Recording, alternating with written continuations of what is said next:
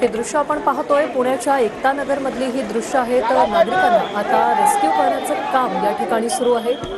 पाऊस खूप पडतोय त्याच्यामुळे ज्या गाड्या देखील पाण्यामध्ये रस्त्यामध्ये अडकलेल्या आहेत त्या बाहेर काढण्याचं काम आता नागरिकांकडून देखील केलं जात आहे।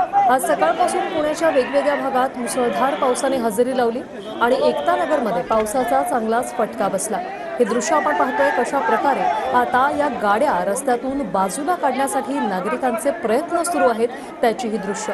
अगदी अजूनही गुडघाभर असं पाणी साचलेलं आहे आणि या पाण्यात अनेक गाड्या अडकलेल्या आहेत। जसा फटका नागरिकांना बसलाय तसा वाहन चालकांना देखील बसलेला आहे आणि या गाड्या आता रस्त्यामधून बाहेर काढण्याचं काम सुरू आहे।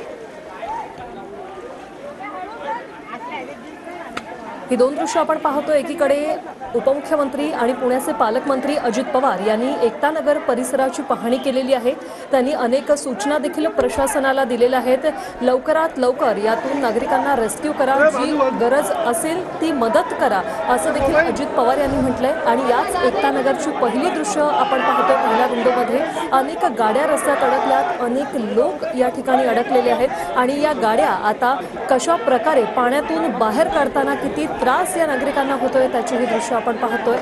तर ज्यांचं नुकसान झालंय त्यांना सरकार नक्कीच मदत करेल आणि नुकसानीचे पंचनामे करण्याच्या अधिकाऱ्यांना तशा दादांनी सूचना देखील दिलेल्या आहेत। आज अजित पवार हे प्रत्यक्ष ठिकाणी गेलेले आहेत। एकता नगर परिसराची पाहणी केली आहे, नागरिकांशी त्यांनी बातचीतही केलेली आहे। काय नुकसान झालंय, कोण कुठे अडकलंय या सगळ्याचा आढावा अजित पवारांनी घेतलेला आहे। तर पुण्यातील एकता नगर भागातून अगदी लहान मुलांपासून मोठ्या नागरिकांना आता सुरक्षित स्थळी नेण्याचं काम सध्या सुरू आहे। एनडीआरएफला देखील पाचारण करण्यात आलेलं आहे, तर सामान्य नागरिक देखील मदत करतात।